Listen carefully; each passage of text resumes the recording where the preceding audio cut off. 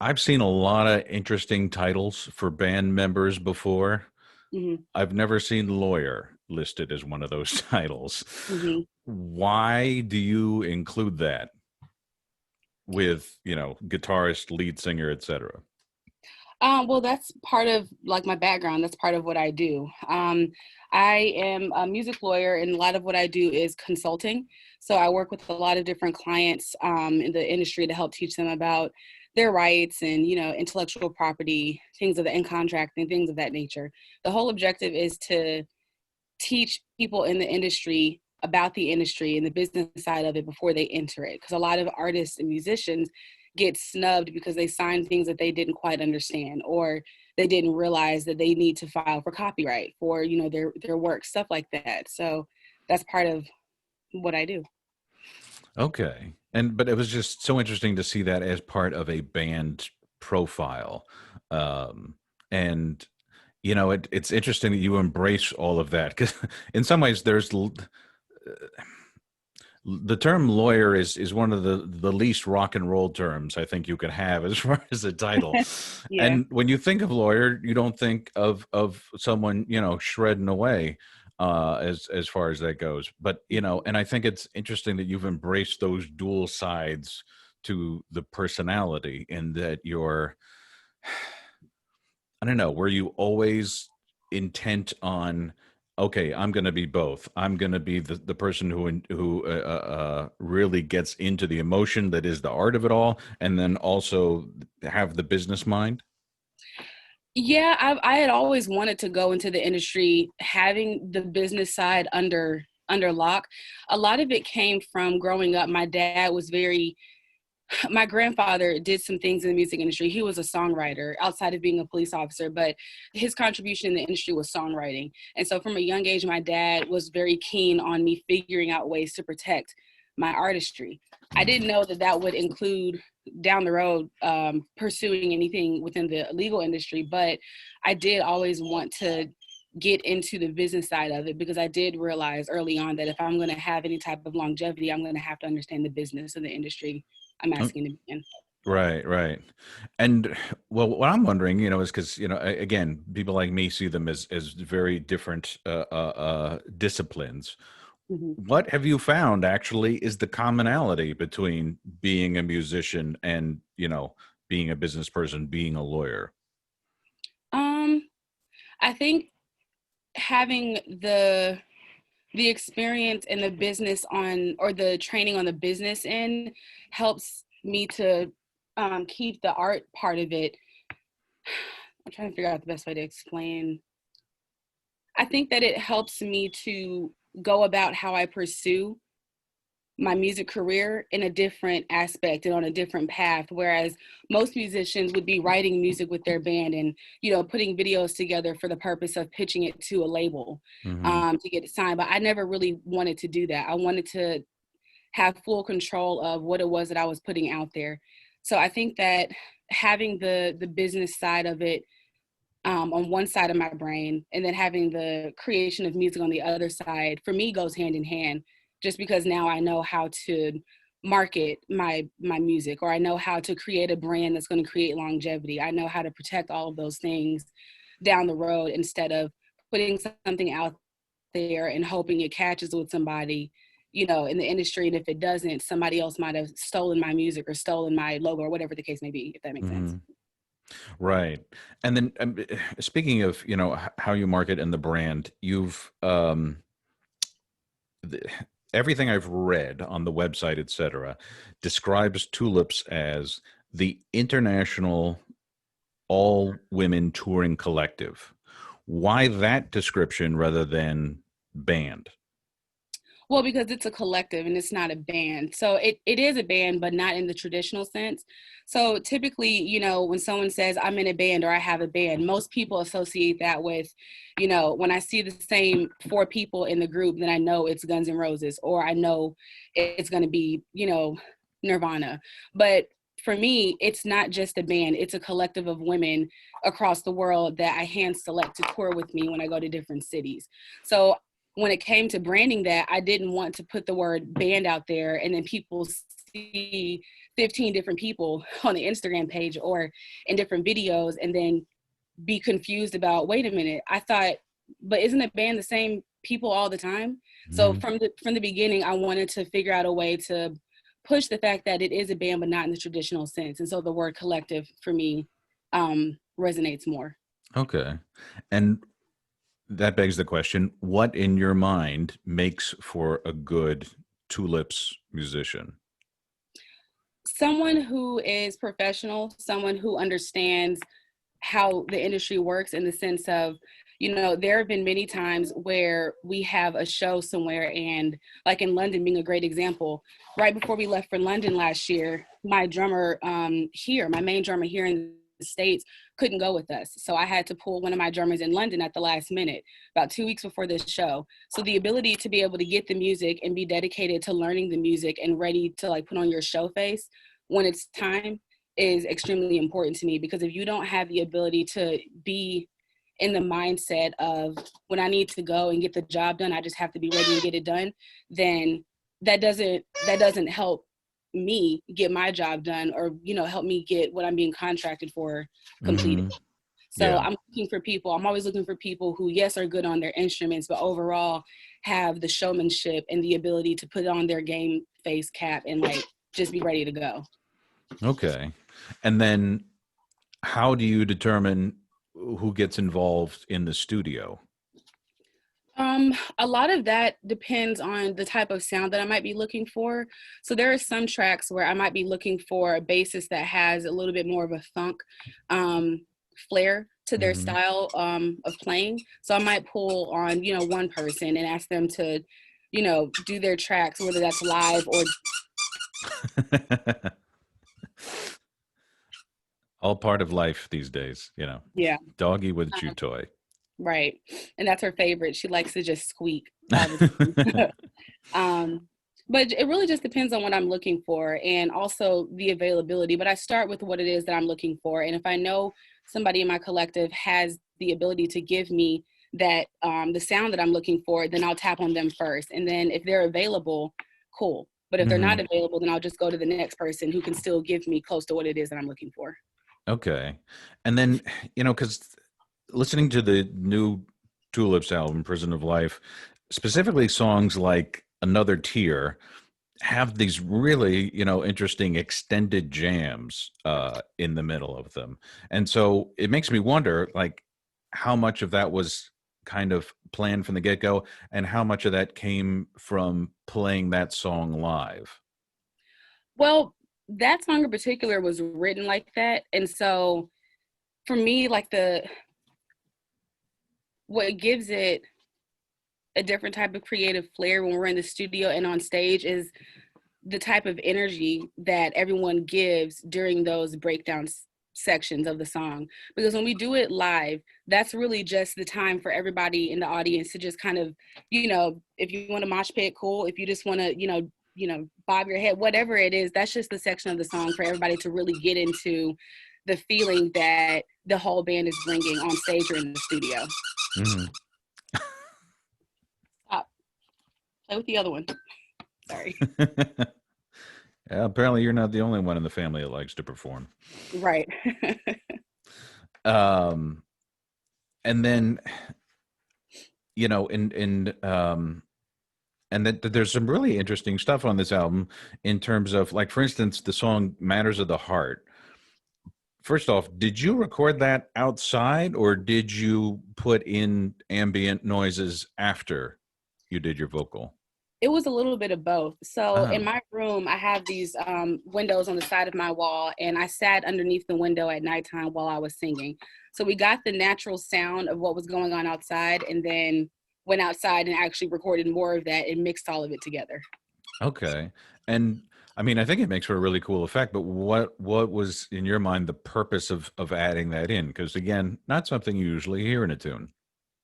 Um, when I wrote that song, I was really sitting, actually, I was sitting outside on my porch, just kind of looking at the nighttime sky, and I just wrote the lyrics that came to mind. And it was based out of a relationship that I had just been in. So years later, when I decided, you know what, I should record this and put it on the project, I just kind of went back into that element of where was I in my head and physically when I wrote this song, and how can I bring some of that live aspect, the emotion that I was feeling when I initially wrote it, to the song many, many years later. And so that Mm, was kind of the connecting piece for me. yeah.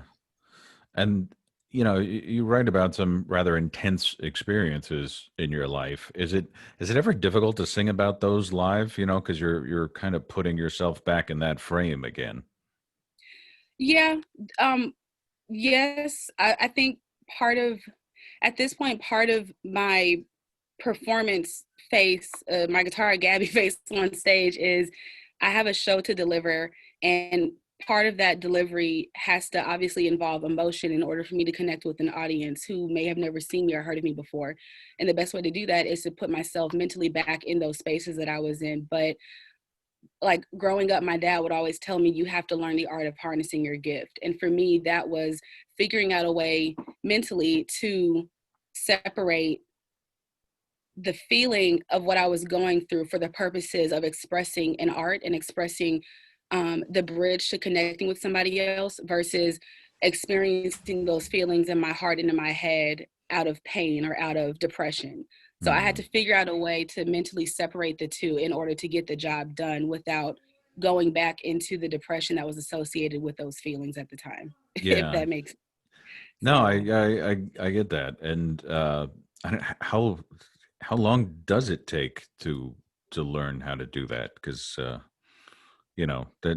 that seems like something that would keep a therapist busy for a really long time.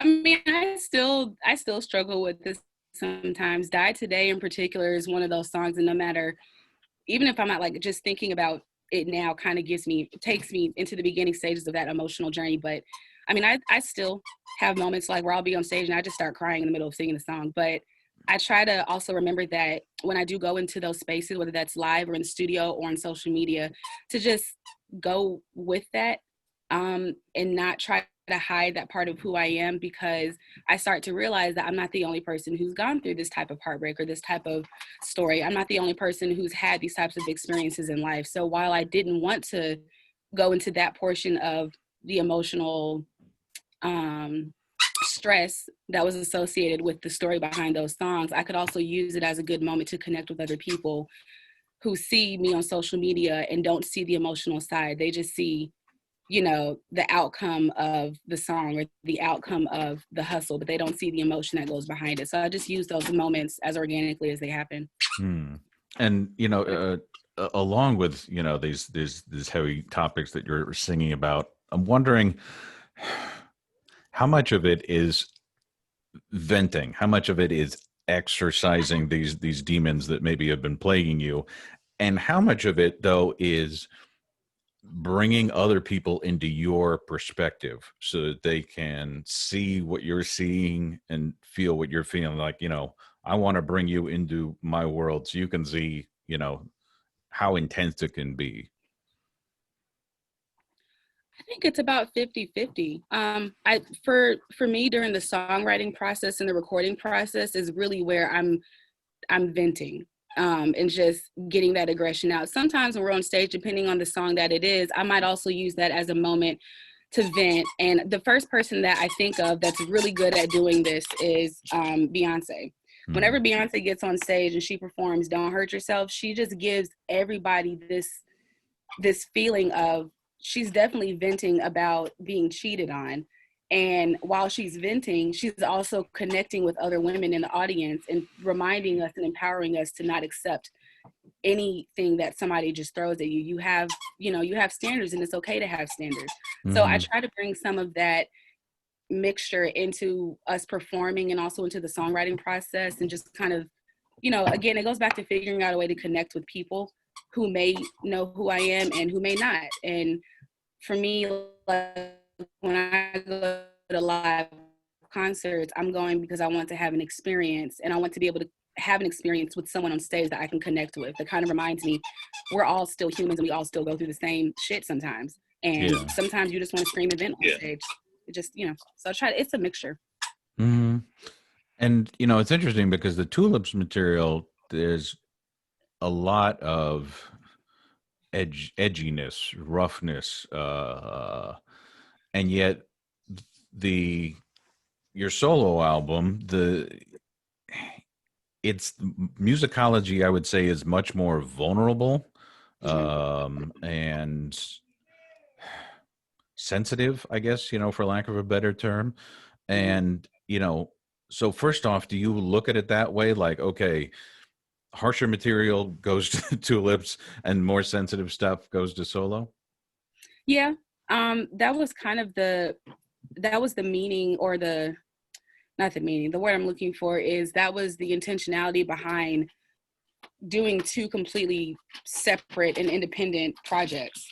I wanted to separate those two because I knew that when people hear Black woman rock band, you automatically are going into this mindset of, oh, I'm ready to rock the fuck out. I don't know what it is, but I'm ready to rock out.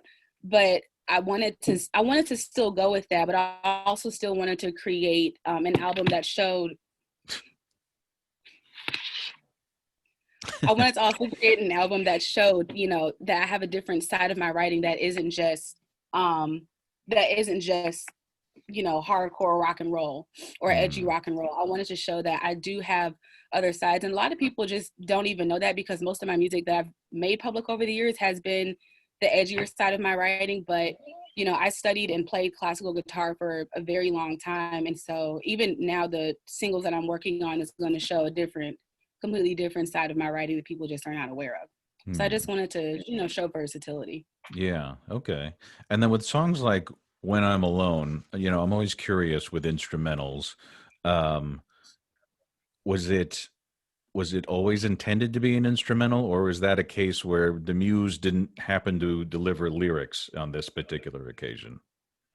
That one was definitely meant to be an instrumental. I actually randomly was in I think I was in Ken Stanton Music, and I was actually ironically looking at a guitar that that I now have, but it was a new ESP LTD H1000 series, and I was playing it and saying, one day I got to get this guitar. So I was just playing around and came up with When I'm Alone, the beginning of it, and then came home and kept experimenting with it and said, what, sometimes there's a lot that can be said in simplicity.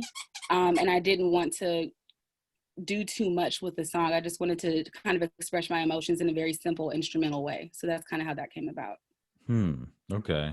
And I've talked to some musicians who, when they play instrumentals, admitted that there kind of are lyrics to the song. They just, it runs in their head as they're playing, and no one will ever hear them, kind of thing. Right. Do you have that with this song or other instrumentals you've done? With the Gunslinger, Hmm. probably more than anything. When I initially wrote that, it was just an instrumental, but over the years as it evolved, there were pockets where I wanted to have, some light lyrical content going on.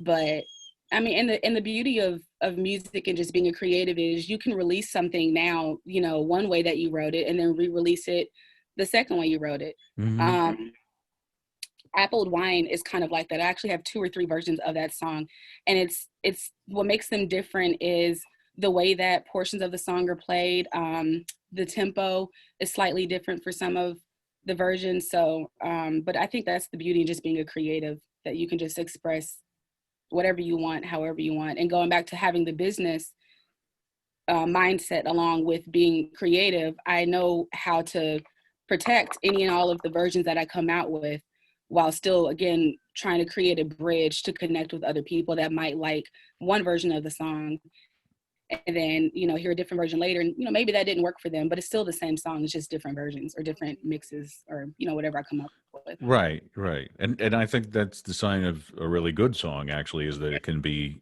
reinterpreted in different ways, and the essence is still there, but you can bring whole new vibes to it, if you will. Mhm. And then, I mean, speaking of that one, Appled Wine, to me, there's this very. It reminded me. You ever heard the Steve Vai song "Always with"? I was with That's Yeah, my, oh, I love that song so yeah, much. and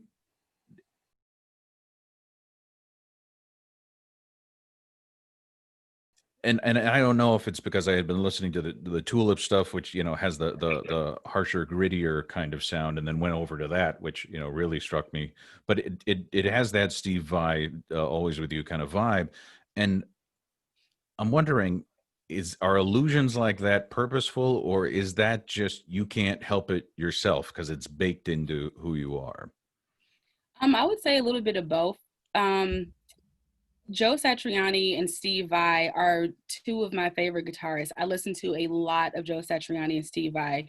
And I actually first started playing Ibanez because of Steve Vai. And I tried to figure out what really attracted me to both of them is their ability to create these different types of sounds on their guitars without doing the most. A lot of times when you see guitarists or even sometimes bassists, but a lot of times when you hear all these crazy funky sounds, it's either things that are done in post-production in the studio or it's just a shitload of pedals, which they both do use pedals, but I think that there's something unique about the type of sounds that they create with, like a delay and a little bit of distortion. Mhm. So part of that is just kind of my influence from both of them as guitarists. And I also did want to create an illusion that people could listen to and say, oh, that kind of reminds me of Joe Satriani, which is good because I love Joe Satriani. Yeah, yeah. No, I know. I think it's entirely possible to pay homage to someone, Mhm. with how you perform, and it doesn't take away from them. It doesn't take away from what you're adding either. Yeah. Um, and then going back to the Tulips album, the Lost one. What I love about that is this really cool contradiction between the distortion of your guitar, but you're singing with this really smooth voice. Mhm. And I'm wondering, is that kind of a way to duet with yourself? Yeah, especially when it comes to the harmony parts. That and the Deadpool kind of have a similar process behind the guitars are giving you like this gritty connection to the song and then vocally giving you something a little bit different, to intentionally contradict itself, but then also I try to do that in a way where I can mix in some other vocals in the background that'll and make people be a little bit more intent to what it is that they're hearing. Mm. um and be like Beyonce, again, going back to Beyonce, I'm obsessed with Beyonce, but Beyonce does a lot of that in her music. And it sometimes I listen to the same song like 40 times in a row, and every single time I listen to it, I'm hearing something different that she's doing vocally that I didn't hear the first time. Mm. But by the time I listen to all of those parts and kind of break it down in my head, I look at it as a whole picture and I'm like, wow, that's unique. That's a Yeah. really, yeah. So I try to bring a little bit of that to my music as well.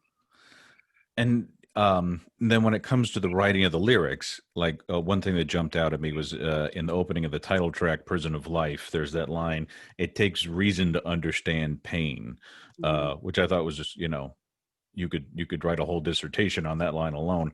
But do lyrics like that just come to you, or are you purposely digging to try, does that take effort going over and over and over again to find some sort of a way to express so much in so few words? I think things like that kind of just come to me. I growing up, I I didn't intentionally get into philosophy, but by the time I got to my undergrad, I had one class. I was required to take a philosophy type of class, and I was like, I don't really want to take that. But I had one teacher who made the world of philosophy make so much sense to me in one semester, and then from that point I just continued reading different types of philosophy and trying to figure out a way to apply that to how I look at life and how I look at the world around me. Then I started figuring out a way to integrate some of that reasoning behind certain um, principles or things that we do and why we do the things we do into my music in a simple way that could again connect with somebody else who may not be into philosophy or, be into niche, but I wanted to figure out a way to kind of bring that. And so by this point, it's kind of become just natural because I read so much philosophy and again try to figure out a way to integrate it into how I look at the world around me. Hmm. Okay. Okay. And the going back to the business mindset that you have about everything, or just the mission of it all. You had said on I think it was an interview or one of your websites, um, kind of part of your goal is to help people, to help women continue to pursue their callings, um, and are determined to motivate people everywhere by being themselves, um, which I found interesting because it's not many people out there that tell you to be yourself, really. Um, my favorite line regarding that is attributed to Oscar Wilde, who said, "Be yourself. Everyone else is already taken." Um, but usually people who are selling you something are kind of trying to say, "No, be like me, and you'll be happy and you'll be successful." And so I'm wondering, um, how does, in your mind, because it seems like such a rebellious thing, how does being yourself, quote unquote, in your mind relate to personal strength and endurance and success? I think being being a woman in the music industry is naturally naturally a very strenuous journey, only because of the simple things that you can and can't do in your journey to success, whatever that means to you. And what I mean by that is, if you're not showing a certain amount of skin in a certain type of lens being hypersexualized, um, then the chances of people paying attention to you or buying your music or coming to see you in concert begins to be hard. It Mm, begins, like, the chances of that happening are slim. And I'm speaking from a perspective of the way that the industry has been traditionally set up for women to gain success. yeah. So, and a lot of that has to do with, once you enter into the industry as yourself, whether that's through, I like to dress like a tomboy, so I'm going to enter into the industry as a tomboy. By the time a lot of artists that we historically see enter into the industry as themselves, they get to a point where the record label is like, well, look, it worked for the first 2 years because we were trying to get you to a certain point. But now, if you want us to do X, Y, and Z for you, or if you want this advance, or if you want this money, or if you want to go on tour, if you want, then you have to do what we tell you to do. And a lot of times, what record labels or industry executives tell women to do has nothing to do with women being themselves in the most comfortable manner as like they possibly can exist in. Mm, So going all around the world to say that, I think it's easier said than done when you tell people, oh, just be yourself and you'll be fine. But because of the nature of how this industry is set up for women, being yourself long term is very difficult to do, because it's so easy to say, well, I guess I can change a little part of myself, or I guess I can change this part of myself because, it's only a couple $1,000s that they're offering. Or, they said I can, write my own music for the first 7 out of 12 songs on my track. But, it becomes little by little that you're no longer being yourself and you become somebody else over time. So I think it's easy to say that, but I also think that it's good to lead by example. And not saying that I'm perfect, but there are some days where I struggle with it. But I think because of how I was raised, the women in my family were extremely, extremely keen on me and my sisters being ourselves, no matter what industry we were going to be in. And if that meant that I had to forfeit money or forfeit a deal or forfeit anything else, then I'd rather do that if it means I can continue to be myself. mm. If all of that made sense. I was all over the place, but Yeah, yeah, no, because I was also wondering where this came from. I mean, Lord knows there's tons of people who are willing to change to be whoever the the label wants them to be. Just give me that fast track to success, and I'll do it.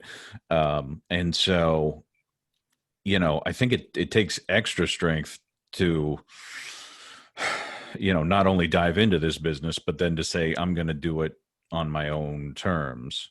Um, and so, yeah, I was wondering right. how someone gets that strength to begin with. And you're Yeah. you're saying that's just the environment you were raised in. Yeah, and also just like from experience, like watching some of the things that my mom and my grandmother went through, and learning from their stories, and realizing that I didn't have to go through some of the same things that they went through. And even, I mean, even now, my mom will tell me, this is a mistake that I made when I was your age. Don't make the same mistake. You don't have to, because I'm telling you that this is the price that comes with it.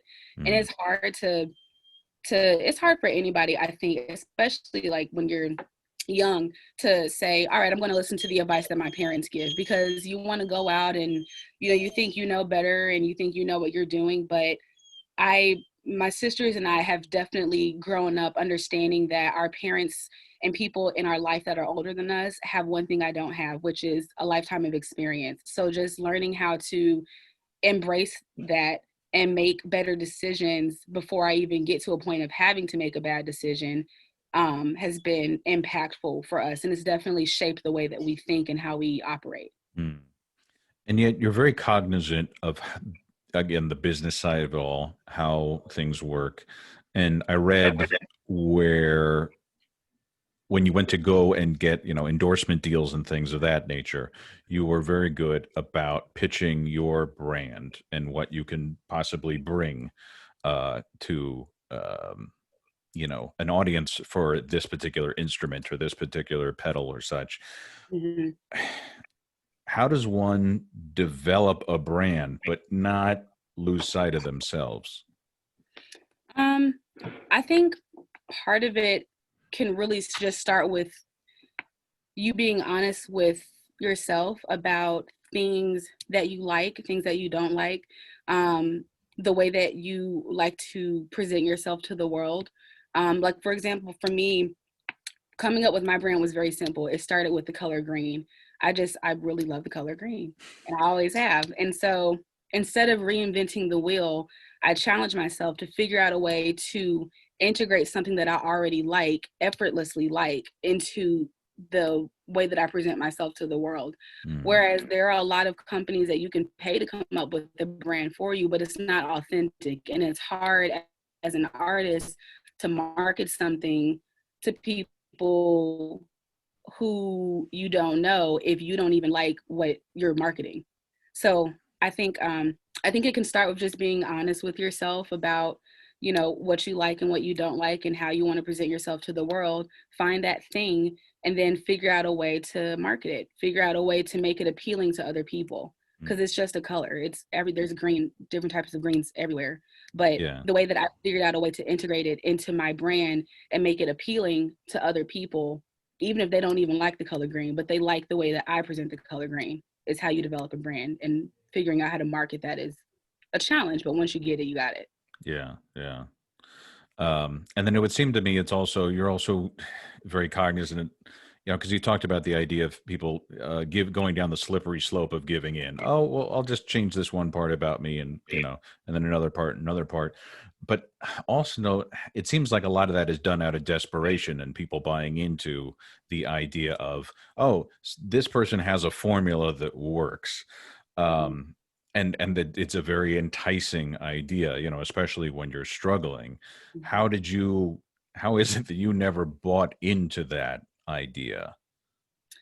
I think patience, like another thing within the industry, is everybody wants what they want and they want it right now. Nobody wants to wait for it. Nobody wants to work for it, which is a lot of times how record labels will see the desperation and say, well, we'll give you, a $4.2 million contract. All you got to do is sacrifice half of who you are. And a lot Yeah. of people see that and they're like, well, if it means I'm gonna be able to get on tour and like have millions of followers, then yeah, I want to do it. But they're not thinking about the consequences long term. And they're not thinking about everything else that comes along with that, like forfeiting your rights to owning your music, or, you know, relaying or signing bad deals where you're now entered into a slave contract where you have to repay all of the money that they've advanced you up front. So I think a lot of it for me has just been the art of patience and discipline. And it's difficult. I mean, the other day I was thinking to myself, I'm doing all this work and am I getting somewhere? Like, I feel like I should have reached a certain goal that I set for myself by now. But then Mm. I have to put it back into perspective. We're in the middle of a global pandemic. Everybody has their goals completely, you know, everywhere. So what do you do about it? You pivot. You got to figure out a way to pivot. You already have the brand, you have the music, you have the mindset, you have all of these things that a lot of other people pay other companies for, and a lot of other people sacrifice who they are to record labels to get, but you just have to be disciplined. And I have to exercise my discipline through every possible way that I can. But it started like with yoga. I practice a lot of yoga, and that's really where I've had to learn. I've learned a lot over the years about harnessing my discipline and my patience through practicing yoga, because you don't have a choice but to be patient. Wow. All right. That's really interesting. All right. Well, that covers all of the questions I had. Is there anything we didn't talk about that you want to talk about? Um, the only other thing that we kind of talked about it a little bit, but the only other thing is just pushing for, I think in general, there needs to be a larger, more direct, consistent conversation about the lack of diversity, severe lack of diversity in this industry as it relates to women of color playing instruments. Um, I think that there's not enough conversation around it. And even like when I've brought some of this conversation to companies I'm endorsed with, a lot of times the response that I get is, well, we have two Black people on the roster, and we don't think that we have an issue with diversity because we have two Black people endorsed with us out of I don't know how many thousands and thousands and thousands of guitarists that are with us. Hmm. So I think that in general, there just needs to be a more consistent, direct conversation in this industry about the lack of diversity and the intentionality behind changing it. Because a lot of companies will have the conversations, put up a little social media post on Black History Month, and then continue on as if I'm not Black every single day of my life. And a lot of companies don't want to I think a lot of companies don't want to have that conversation because it means they have to look at themselves in areas where they might have gone wrong, and it means that they're going to have to take some cuts here and there in order to make the playing field even for everybody and not just for the white guys that play your guitars. There are a lot of other people out there that play instruments that are not white straight like metalhead guys. Yeah. So that's just, I think, a conversation that just needs to be had in general in the industry.